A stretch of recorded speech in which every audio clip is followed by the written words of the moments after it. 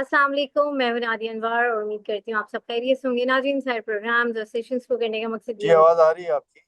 ताकि आप stock market में भरपूर तरीके से काम कर सकें, और इसके लिए ज़रूरी है कि आप चैनल को लाइक करें, सब्सक्राइब करें और साथ में बेल आइकन को भी हिट करें ताकि कोई भी इंफॉर्मेटिव सेशन जो है वो आपसे मिस ना हो जाए। और इसके साथ ही साथ आप इसको शेयर भी करें ताकि ज़्यादा से ज़्यादा लोगों को जो है स्टॉक मार्केट की अवेयरनेस हो, इन्वेस्टमेंट की अवेयरनेस हो। नाज़रीन, आज हमारे साथ जो गेस्ट मौजूद हैं, जी हाँ, अहमद चुनार साहब, जो कि PSX के डायरेक्टर हैं, और उनसे हम जानेंगे बजट के हवाले से भी थोड़े से उनसे सवाल करेंगे। इस वक्त करंट सिनेरियो जो चल रहा है वर्ल्ड ओवर, उसके हवाले से भी हम जानेंगे कि क्या इम्पैक्ट उसका जो है मार्केट ले रही है। तो चलें जी, लेट्स वेलकम हिम। अस्सलाम वालेकुम सर। अस्सलाम वालेकुम सर, मेरी आवाज आ जी, रही है वालेकुम आपको? सलाम। जी sir. Sir, thank you for your जी, टाइम। वालेकुम सलाम। जी sir, thank you so much for your time. Sir, सबसे पहले तो मैं ये जानना चाहूंगी कि थोड़ा सा ये बताइए कि इस वक्त जो है अकाउंट ओपनिंग के हवाले से जो है काफी लोगों को मुश्किलात जो है वो दरपेश होती हैं। अगर हम दूसरे फाइनेंशियल स्टेट के हवाले से बात करें जैसे क्रिप्टो वगैरह में, तो यहाँ पर थोड़ा सा लोगों को बड़ी प्रॉब्लम है। तो उसके लिए क्या फर्दर इकदामात वगैरह आप लोग कर रहे हैं, क्या चीजें हैं? थोड़ा सा इसके हवाले से पहले मैं जानना चाहूंगी। जी, अगर आप क्रिप्टो के हवाले से जानना चाहेंगे तो क्रिप्टो तो एक इलीगल ट्रेड है पाकिस्तान के अंदर अब तक। हम्म। और इसके बावजूद भी क्रिप्टो ट्रेडिंग जो है वो पाकिस्तान में बड़े पैमाने पे हो रही है। इसकी सबसे बड़ी वजह यह है कि ईज ऑफ डूइंग बिजनेस है। आप अभी अकाउंट खोलना चाहें, आप अभी अकाउंट खोल लें, 2-4 मिनट में आप ऑनलाइन हो जाएंगे। और अपने पैसे भी जो है वो जिस जरिए से भिजवाने हैं भिजवा दें। चाहे वो लीगली सबमिशन हो, चाहे वो आप किसी और जरिए से सबमिशन करवा रहे हैं। मैं समझता हूँ कि ये ईज ऑफ डूइंग होने की वजह से क्रिप्टो करेंसी या क्रिप्टो का कारोबार जो है वो पाकिस्तान में उरूज पर है। और मैं समझता हूँ कि उसके शायद PSX से ज़्यादा जो है वो ट्रेडर्स हैं। और जो डेली बुनियाद पर ट्रेड करते हैं वो भी मैं समझता हूँ कि ज़्यादा हैं। इसलिए कि आम आदमी भी ट्रेड करता है, कम अमाउंट की भी ट्रेड करता है, ज़्यादा अमाउंट की भी ट्रेड करता है। और उसमें सैकड़ों ऑप्शंस हैं। वो कोई एक क्रिप्टो नहीं है, सैकड़ों किस्म के क्रिप्टो हैं। और मैं समझता हूँ कि ये सारे जो हैं वो एक बूस्ट देते हैं ईज ऑफ डूइंग बिजनेस को और कंफर्ट ऑफ डूइंग बिजनेस को। सही, बिल्कुल। सर, अभी जो है इस बजट में फाइलर और नॉन फाइलर के ऊपर जो है, स्पेशली नॉन फाइलर के ऊपर काफी रिस्ट्रिक्शन लगाई गई है। तो अब मुझे ये बताइए, जिनके जो नॉन फाइलर्स हैं, जिनके पहले से अकाउंट ओपन हुए हुए हैं, तो क्या वो अभी वर्किंग कर सकते हैं? उनके हवाले से क्या चीजें प्रोसेस में चल रही हैं? और ये जो आधार अकाउंट है, क्या वो नॉन फाइलर्स उस पे वर्किंग कर सकते हैं? थोड़ा सा इसके हवाले से मैं आपसे जानना चाहूंगी।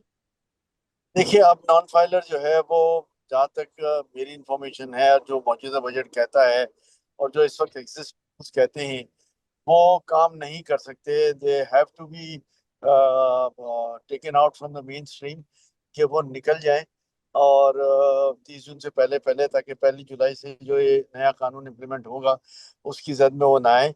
या फिर जो है वो उनको अपने आप को फाइलर बना लेना पड़ेगा। और वंस वो फाइलर बन जाते हैं तो फिर इनके लिए ईज ऑफ डूइंग बिजनेस हो जाएगा। और वो कारोबार कर भी सकेंगे स्टॉक मार्केट में भी और दूसरे कारोबार में भी। सही, बिल्कुल। तो सर, अभी जिनका करंट अकाउंट है वो क्या करें? जिनका ओपन है पहले से, अभी वो क्या करें उनके लिए? लेकिन वो देखिए, नॉन फाइलर हैं बट स्टिल। दो दो रास्ते हैं कि या तो 30 तारीख से पहले पहले वो अपने आप को लिक्विडेट कर लें और हम्म। अपनी एंटाइटी खत्म कर दें। या फिर अभी जो है वो अपने आप को फाइलर बना दें और उस मेन स्ट्रीम में आ जाएं। या तीसरा ये कि 30 तारीख से पहले जब ये ख़त्म कर दें तो 1 जुलाई को फाइलर बन के दोबारा मार्केट में एंट्री दे दें। सही, बिल्कुल। अच्छा, सर, इसके अलावा ये सर्कुलर डेट का जो मामला है, इसको किस तरह से देख रहे हैं? क्या जुलाई में जो है अपकमिंग, मतलब ये जुलाई तक ये मामला रिजॉल्व हो जाएगा? देखिए, वो मामला आज रिजॉल्व हो गया है। लेटेस्ट हम्म। इंफॉर्मेशन ये, आज कैबिनेट ने 1250 अरब का जो गर्दिशी कर्जा कर्जा है जी। उसकी अदायगी दे दी है। और उसके लिए मेथड भी तय कर लिया है कि बैंकों को इन्वॉल्व किया है। और बैंकों से जो है वो काइबर से भी कम रेट पे जो है वो गवर्नमेंट कर्जा उठा रही है। और इस 1250 रुपये के जो स्टेट ओन्ड एंटरप्राइजेज हैं, दूसरी एंटरप्राइजेज हैं, उनको पैसे देकर उनका जो गर्दिशी कर्जा है वो ख़त्म करने की बात की जा रही है। तो मैं ये समझता हूँ कि चूंकि आज ये काम हो गया है तो 30 जून से पहले पहले जो है वो इसका सेटलमेंट हो जाएगा। और अगर 30 जून से पहले सेटलमेंट होता है तो मार्केट में एक बहुत अच्छी खबर है कि मार्केट में जो है वो कैश फ्लो आ जाता है इन कंपनीज के साथ के पास। और जब कैश फ्लो आता है तो ये कंपनीज जो हैं वो डिविडेंड देने के काबिल होंगी। तो आगे मार्केट का प्रोस्पेक्ट इस वजह से बहुत अच्छा लग रहा है। ओके, जबरदस्त। सर अभी ये वॉर वाली सिचुएशन है, अभी एक वॉर सिचुएशन से हम निकले, दूसरी वॉर सिचुएशन में हम फंस गए, हमारी मार्केट फौरन फौरन असर ले लेती है। सबसे पहले तो मैं जानना चाहूंगी इस सिचुएशन को आप क्या सॉल्व होता हुआ देख रहे हैं, क्योंकि न्यूज़ तो हमें यही बता रही है, जो चीजें इस वक्त सिनेरियो है कि ये बढ़ता जा रहा है, तो क्या ये चीजें सॉल्व होंगी और मार्केट कब तक इस तरह से जो है इस चीज का असर लेती रहेगी? थोड़ा सा इन्वेस्टर्स भी इसमें सरवाइव कर रहे हैं, क्या कहेंगे इन सारी चीजों पे? देखिए, वॉर के बारे में तो कोई प्रोडिक्शन नहीं की जा सकती कि ये लंबा अरसे चलेगी या ये कल परसों में या आजकल में खत्म हो जाएगी। ये हम्म। डिपेंड करता है कि लीडर्स कब खड़े होते हैं, कब इंटरफेयर करते हैं, कब दोनों जो मालिक हैं इसराइल और ईरान उनको स्पेसिफाई करते हैं और किस तरीके से उनको हैंडल करते हैं। तो मैं इस बारे में जो है ना बहुत ज्यादा ऑप्टिमिज्म चलती रहे तो ये एक है। और मेरा ख्याल है कि ये 2-4 दिन बड़े वाइटल हैं। इसके बाद ही जो है वो मामला डिसाइड किया जा सकता है कि मामला किस करवट बैठेगा। सही। अच्छा, यहाँ पे हमारे साथ पार्टिसिपेंट हैं जी, आप लोगों के सवाल हैं तो काइंडली अपने सवाल कर लें। और जो है इसके अलावा सर मुझे ये बताएं कि इस वक्त का जो मॉनेटरी पॉलिसी इस वक्त रिमेन जो है कांस्टेंट रही है, चेंज नहीं हुई है। इस वक्त इन्फ्लेशन, इस सिनेरियो को देखते हुए इन्फ्लेशन रेट और ये जितना भी हमारा मॉनेटरी पॉलिसी वगैरह है, जो इसमें किस तरह की आप देखते हैं आगे फर्दर ये चीजें कैसे आती हैं, क्या इन्फ्लेशन का रेट वगैरह रहेगा, थोड़ा सा इसके हवाले से बताइए। देखिए, इन्फ्लेशन तो इस वक्त कंट्रोल में है और डाउनवर्ड ट्रेंड है। लेकिन ऑयल प्राइसेस जो सारी दुनिया में बढ़ गई हैं, हम्म। पाकिस्तान में भी जो है वो परसों जो है वो ऑयल प्राइसेस बढ़ाई गई। तो उससे जो है जाहिर है इन्फ्लेशन के ग्रेड पे फर्क पड़ता है। ऑयल भी एक इम्पॉर्टेंट कमोडिटी है जो हमारी रोजमर्रा की जिंदगी में है। हम्म। लेकिन मैं समझता हूँ कि बाय एंड लार्ज अगर ये जंग जो है वो ज्यादा बढ़ती नहीं है तो फिर ऑयल प्राइसेस भी नीचे आ जाएंगे, हमारा जो इंडेक्स है वो भी कर्टेल डाउन हो जाएगा। तो उस सूरत में जो हमारी बैंक इंटरेस्ट रेट है, जो मॉनेटरी पॉलिसी का अनाउंसमेंट है, हम्म। और यहाँ तो एक्सपेक्टेड था जो परसों हुई है कल हुई है कि उसमें जो है वो बहुत ज्यादा वाजे चेंज नहीं आएगा।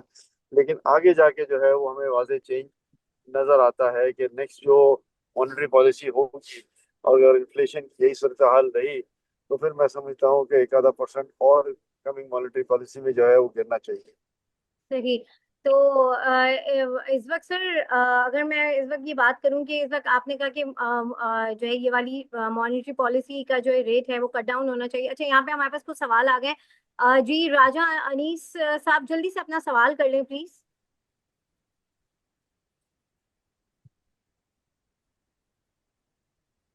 जी सर, अपना सवाल करें प्लीज।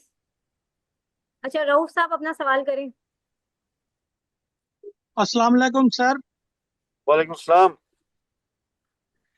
सर ये है कि सिचुएशन में जब इंसान पैनिक हो जाता है और कोई चीज सेल कर देता है सर, तो फिर वो चीज बढ़ जाए तो बड़ा दिमाग पे असर हो जाता है और इंसान परेशान हो जाता है सर। ये जी, है तो साइकोलॉजी का सवाल, तो उसमें हम क्या करें सर?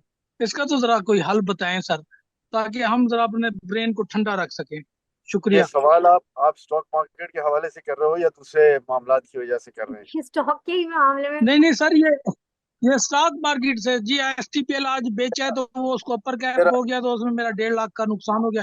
तो मैं मेरा उसी को सोच। मेरा आपको एडवाइस ये है कि देखिए, स्टॉक मार्केट हमेशा लॉन्ग टर्म गेन है। शॉर्ट टर्म में अगर आप सोचेंगे कि मुझे जल्दी से कुछ पैसे मिल जाएं तो मैं समझता हूं कि शायद आप गलती के ऊपर हैं। तो जहां स्टॉक मार्केट में आप आते हैं वहां पेशेंस गेम है। आपने अगर सोच समझ के सही स्क्रिप्ट्स में इन्वेस्टमेंट कर ली है तो then you have to wait for a time. ये नहीं होगा कि रातों रात बढ़ जाए, इसमें बढ़ेगा भी घटेगा भी, इसलिए कि दुनिया के हालात तब्दील होते रहते हैं। स्टॉक मार्केट सिर्फ उस कंपनी की परफॉर्मेंस में नहीं चलती, दुनिया की परफॉर्मेंस में भी चलती है कि दुनिया में क्या हो रहा है। तो ये एक मिक्स रिएक्शन है, उसके लिए आपको राइट टाइम का वेट करना है कि सही वक्त तक वेट किया तो आपके स्टॉक मार्केट जो है वो बेहतर हो जाएगी। मैं आपको एश्योरेंस दिलाता हूँ कि जिस भी रेट में आपने लिया हुआ है, अगर आप पेशेंस करेंगे तो स्टॉक मार्केट आगे जाके परफॉर्मेंस बेहतर है। तो जहाँ बेहतर परफॉर्मेंस वहां पर जो है वो थोड़ा सा आपको वेट करना पड़ता है, और उसके बाद ही जो है वो आपका सही मानों में आपका रिजल्ट आता है। सही। तो सर बहुत शुक्रिया सर, बहुत मेहरबानी, नवाजिश जी, सर, आपने बहुत अच्छी एडवाइस दी। बहुत शुक्रिया अस्सलाम अनीस साहब। वालेकुम। जी वालेकुम सलाम जी। अनीस साहब अपना सवाल करें जल्दी से। जी अस्सलाम वालेकुम। अच्छा सर, मेरा एक क्वेश्चन है अबाउट स्टॉक एक्सचेंज ही कि सर, अगर कोई बंदा अंडर 18 है, यानी 18 ईयर ओल्ड है, यंग बच्चा है, अगर वो स्टॉक एक्सचेंज में काम करना चाहे तो क्या उसके लिए क्या प्रोसीजर है अकाउंट ओपनिंग करने का? जारी बात है, ऑब्वियसली उसका आईडी कार्ड भी नहीं है और वो जो आपका एनटीएन नंबर भी नहीं होगा, तो उस वक्त में अगर बच्चा यानी कॉलेज गोइंग या यूनिवर्सिटी गोइंग बच्चा काम ये करना चाहे तो उसके लिए क्या स्टॉक एक्सचेंज ने कोई ऐसी कोई तरतीब दी हुई है जिससे वो ये अकाउंट ओपन करके कुछ उसको अपनी बिजनेस को रन कर सके? Thank you sir. देखिए, मेरा मेरा ये ख्याल है कि अब जो नई पॉलिसी आई है गवर्नमेंट की इस फाइनेंस बिल के अंदर, उसमें जो नॉन फाइलर है वो इन्वेस्टमेंट नहीं कर सकता, खास तौर पे स्टॉक मार्केट में। तो अब इसकी क्लैरिफिकेशन हम लेंगे, क्योंकि पहले सहूलत अकाउंट के थ्रू थोड़ी सी गुंजाइश बनती थी, लेकिन अब ये गुंजाइश भी मेरे नज़दीक खत्म हो गई है। तो इसका क्लैरिफिकेशन आ जाएगा तो फिर इसके बारे में हम कुछ कह सकेंगे कि बगैर एनटीएन नंबर के, बगैर सीएनआईसी नंबर के। लेकिन अब तो ये कि जब एफआरसी बनता है तो उसमें सीएनआईसी नंबर पहले से अलॉट हो जाता है, और 18 साल से कम उम्र बच्चों का भी सीएनआईसी बन जाता है। तो लेट्स सी, थोड़ा सा इंतजार करते हैं, क्लैरिफिकेशन आ जाए फिर इसका जवाब दे पाएंगे। Thank you sir. Thank you. सही। बिल्कुल। अच्छा सर, अभी जैसे जब भी कोई हम देखते हैं इस तरह की पैनिक सिचुएशन होती है, जैसे इंडिया और पाकिस्तान के अभी वॉर के टाइम पे हुआ था, मार्केट ने काफी असर लिया, नीचे गई, इन्वेस्टर्स का बड़ा नुकसान हुआ। तो सर इस तरह की सिचुएशन में मार्केट को सपोर्ट करने के लिए कोई फंड्स वगैरह क्यों नहीं आगे आते हैं, और जो है बैंक्स वगैरह क्यों नहीं आगे आते हैं कि थोड़ा सा सपोर्ट किया जाए? इस तरह तो इन्वेस्टर्स का बड़ा नुकसान हो जाता है, वो फिर देखिए बेचारे एग्जिट भी कर जाते हैं। तो इसके हवाले से क्या कहेंगे आप? देखिए ये मार्केट ऐसी नहीं है कि हर वक्त उसमें सपोर्ट आ जाए हम्म। और हर वक्त जो है वो फंड्स आ जाएं या बैंक्स आ जाएं। उनको भी अपनी प्रॉफिटेबिलिटी देखनी होती है, उनको भी अपनी कैश फ्लो देखनी होती है, और अकॉर्डिंगली ही वो इन्वेस्टमेंट करते हैं। तो ये एक साइकिल है, एक सर्कल है। इसमें जहाँ सपोर्ट देनी होती है वहाँ लोग आ जाते हैं। कुछ ये प्रेफर करते हैं कि जी अब सपोर्ट ना दें, और सपोर्ट नहीं देंगे तो फिर कम रेट में माल मिलेगा। एक बिजनेस स्ट्रैटेजी होती है, लोग स्ट्रैटेजी वाइज चलते हैं। मेरी और आपकी ख्वाहिश पे शायद नहीं चलेंगे। बिल्कुल। जी शेख उमर साहब, जल्दी से अपना सवाल करें प्लीज। सर, टॉप 3 पिक्स बता दें फॉर लॉन्ग टर्म जो अच्छे लेवल्स पे हैं इस वक्त। देखिए, मैं अपनी तरफ से इसमें कुछ नहीं कहूँगा। ये टॉप 3 परफॉर्मर्स और टॉप 5 परफॉर्मर्स और ये सारी हम्म। चीज़ें जो हैं वो पीएसएक्स की वेबसाइट पे डेली बेसिस पे लिस्टिंग उसकी होती है। वो बताते हैं कि ये तीन जो है उन्होंने आज सबसे बेहतर परफॉर्म किया, पूरे महीने में इन तीनों ने ज़्यादा परफॉर्म किया। तो मेरा ख्याल है कि ये उस वेबसाइट के जरिए जाया जाए तो ज़्यादा बेहतर होगा, कि आपको ज़्यादा ऑथेंटिक इन्फॉर्मेशन मिलेगी। नहीं नहीं सर, मैं कह रहा हूँ अगर खरीदने हो 3 शेयर आगे के लिए, कुछ साल 2 साल के लिए, तो कौन से अच्छे हैं? देखिए, इस वक्त सारे सेक्टर्स परफॉर्म कर रहे हैं, चाहे वो बैंकिंग सेक्टर हो, चाहे वो अपना इंजीनियरिंग सेक्टर हो, चाहे वो ऑयल सेक्टर हो, चाहे सीमेंट सेक्टर हो। तो ये तो आपकी अपनी जजमेंट के ऊपर है कि इन पांचों सेक्टर्स में से कोई अच्छा सेक्टर जिसमें उस शेयर की परफॉर्मेंस पिछले पूरे साल अच्छी रही होगी, उसकी आगे भी जाके बेहतर रही होगी। तो ये आपका अपना जजमेंट है, आपकी अपनी कॉल है। हाँ, इसमें मैं हमेशा ये मशवरा देता हूँ कि आप इसकी तहकीक जरूर कर लें, और तहकीक के बाद सही रिजल्ट आता है आपका। ठीक हो, जज़ाकल्लाह। सही, बहुत शुक्रिया। अच्छा सर, थोड़ा सा टेक्सटाइल सेक्टर और स्पेशली स्टील सेक्टर का पहले मैं जानना चाहूंगी कि ये सेक्टर बहुत सरवाइव कर रहा है, तो क्या वजह है और आगे किस तरह से देख रहे हैं इस सेक्टर को? और थोड़ा सा टेक्सटाइल सेक्टर के हवाले से भी प्लीज गाइड करें। देखिए, स्टील सेक्टर की परफॉर्मेंस जो है वो बड़े यूनिट्स में तो ठीक रही है। बहुत सारे छोटे यूनिट जो हैं वो कुछ मुश्किलात का शिकार हुए। ऑफ टेक इतना अच्छा नहीं रहा, उनका जो रेट है वो भी इतना अच्छा नहीं रहा। तो मैं समझता हूँ कि ये थोड़ा सा जो है वो मुश्किल में है। जहाँ तक सवाल आपने दूसरा मुझे मेरे ख्याल टेक्सटाइल सेक्टर का जी पूछा है ना। जी। टेक्सटाइल सेक्टर जो है वो बाय एंड लार्ज परफॉर्म जो है वो अच्छा कर रहा है, लेकिन इसमें स्पिनिंग सेक्टर प्रेशर में रहा है ईएफएस की वजह से। और अब जबकि ईएफएस स्पिनिंग पे भी लगा दिया गया है, तो मैं समझता हूँ आगे आने वाले दिन स्पिनिंग सेक्टर के लिए भी अच्छे रहेंगे। और बाकी तमाम सेक्टर्स के लिए, चाहे वो वैल्यू एडिशन हो, चाहे वो वीविंग सेक्टर हो, चाहे वो निटवेयर हो, चाहे होजरी हो, चाहे वो टॉवल हो, या चाहे बेडलिनन हो, ये सारे जो है ना वो आहिस्ता आहिस्ता अच्छा परफॉर्म करेंगे। मैं इसमें नहीं कहता कि खुदा ना खास्ता कोई इनकी परफॉर्मेंस अच्छी नहीं होगी। आने वाले दिनों में इनकी परफॉर्मेंस बेहतर होगी इंशाल्लाह। सही। और सिर्फ जैसे आपने ऑयल के हवाले से बात की कि आपने कहा कि अभी प्राइसेस नीचे आ जाएंगी, तो मुझे ये बताएं, ये जो हमारे पेट्रोल की कीमतें बढ़ गई हैं, तो क्या ये भी रिवर्स बैक होंगी? ये जो 5 रुपए के अराउंड जो कीमत बढ़ गई है, तो ये भी आएगी अगर प्राइसेस नॉर्मल होती है, जंग की सूरत हाल थोड़ी बहुत क्लियर हो जाती है, सही हो जाती है, तो आपको क्या लगता है ये जो रेट बढ़े हैं ये सही होंगे? देखिए बिल्कुल आ जाएंगे, अनटिल गवर्नमेंट जो है वो इन पैसों को कहीं और ना लेके जाए। जहां वो रेट बढ़ा देती है, इंटरनेशनल मार्केट में रेट बढ़ता है, वहां इंटरनेशनल मार्केट में रेट कम होता है, तो उनको घटा भी देना चाहिए, और घटा भी देते हैं वो। मगर इसको जो है वो फौरी तौर पर उसकी प्रैक्टिकलिटी दिखानी चाहिए, ताकि लोग जो है वो किसी तजब्जुब का शिकार ना हो। सही। और सर आखिर में मैं आपसे रिफाइनरी सेक्टर के बारे में जानना चाहूंगी थोड़ा सा। रिफाइनरी सेक्टर के बारे में था कि इस वक्त कोई पॉलिसी में जो है बजट में कुछ आएगा, उसके हवाले से कोई न्यूज़ आएगी, लेकिन अभी तक कुछ क्लियर चीज़ें नहीं हुई हैं। और हम थोड़ा सा देख रहे हैं कि उसके जो है रिफाइनरी सेक्टर थोड़ा सा डाउन भी जा रहा है। तो रिफाइनरी सेक्टर के हवाले से क्या कमेंट करेंगे आप? देखिए रिफाइनरी सेक्टर, पाकिस्तान में काफ़ी सारी रिफाइनरीज लगी हुई हैं, हम्म। और उनका काम बहुत ज़्यादा अच्छा नहीं जा रहा। हम्म। मैं समझता हूँ कि रिफाइनरी सेक्टर में और मशीनरी भी ऐड होना चाहिए, और लोगों को पाकिस्तान की रिफाइनरी से फ़ायदा भी उठाना चाहिए। वंस हम इनको ऑप्टिमम कैपेसिटी में चलवा देंगे, चाहे ईरान से तेल लेकर या दूसरे ममालिक से तेल लेकर, और इनको थोड़ा सा लाइफलाइन दे देंगे, तो मैं समझता हूँ कि रिफाइनरी सेक्टर जो है वो बहुत अच्छा परफॉर्म करने लग जाएगा। चाहे वो टेक्सटाइल सेक्टर हो, चाहे वो इंजीनियरिंग सेक्टर हो, चाहे इनका अपना मरीन सेक्टर हो, तो मैं समझता हूँ कि सब मिलकर एक अच्छी विन विन पोजीशन बना सकते हैं। सही। जी हम यहाँ पे आखिरी सवाल ले लेते हैं। इकराम साहब, जी मोहम्मद इकराम साहब अपना सवाल कर लें प्लीज। जी अस्सलाम वालेकुम मैम। जी वालेकुम सलाम। जी सर अपना सवाल करें। अच्छा सर, ये मेरा क्वेश्चन ये था कि क्रूड ऑयल की कीमतें आलमी मार्केट में अगेन हाई पे हैं। और लेकिन इसकी जो इम्पैक्ट है, जो हमारे ऑयल एंड गैस एक्सप्लोरेशन की हैं, जैसे पोल है, ओजीडीसी वगैरह है, उन पे इसका कोई इम्पैक्ट भी नहीं आया, बल्कि वो प्रेशर में नेगेटिव भी रहे हैं आज। इसकी क्या वजह है सर? Thank you. अ, देखिए ऑयल प्राइसेस का ताल्लुक आपको पता है कि उन कंट्री से है जहाँ पर वॉर हो रही है। और अब ईरान में जाहिर है तेल का एक बहुत बड़ी क्वांटिटी पाकिस्तान में आती है, चाहे लीगल मीन से आती है।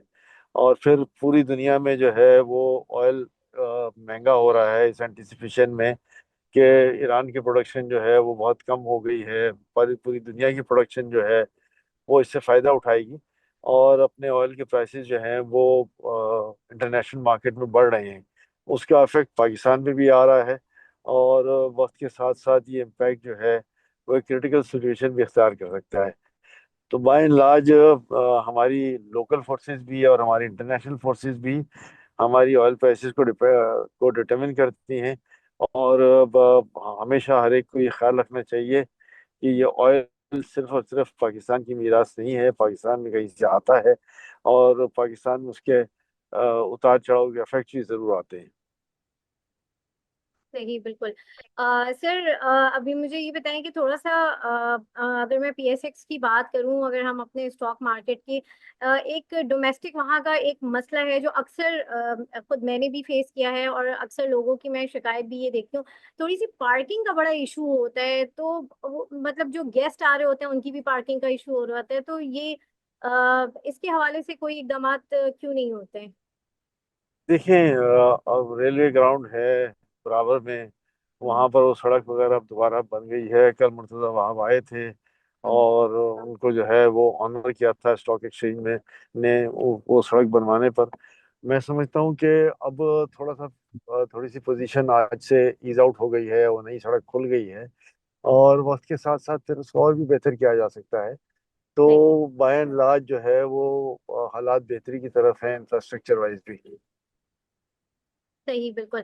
अच्छा सर, ये मुझे बताएं अब क्या आखिर में क्या जो है हमारे जितने भी इन्वेस्टर्स हैं उनको क्या सजेस्ट करेंगे, क्या स्ट्रैटेजी उनको आप देंगे? जैसे आपने कहा कि स्टॉक मार्केट वैसे भी जो है लॉन्ग टर्म की जगह है, तो कुछ लोग हैं जो डे ट्रेड भी कर रहे होते हैं, यहाँ पे हर काम हो रहा होता है, शॉर्ट टर्म में भी हो रहा होता है। तो एक क्या कहते हैं ना, पीस ऑफ एडवाइस आप इन्वेस्टर्स के लिए आपकी क्या होगी, देखिए, और किस सिनेरियो को देखते हैं? एक ही जुमले में ये कहूंगा कि हम लॉन्ग टर्म विजन लेके मार्केट में बैठे, लॉन्ग टर्म प्रोस्पेक्ट लेके बैठे, लॉन्ग टर्म जो है वो पोजीशंस लेके बैठे, और इसी लॉन्ग टर्म पोजीशंस पे जो है उनको फायदा हो सकता है। वरना अगर खुदा न खास्ता डे टू डे में कोई नुकसान होता है तो उसका क्वांटम, उसका वॉल्यूम बहुत बढ़ जाता है। तो लॉन्ग टर्म प्रोविजन के साथ काम करेंगे तो इंशाल्लाह बेहतर होगा काम। शुक्रिया। सही। बहुत शुक्रिया सर अहमद आपका, और हमारे साथ जितने पार्टिसिपेंट्स हैं आप लोगों का भी बहुत शुक्रिया। और नाजरीन, यहाँ पर मैं लूंगी इस सेशन से इजाजत। इंशाल्लाह आप लोगों से फिर मुलाकात होगी, तब तक के लिए अल्लाह हाफिज।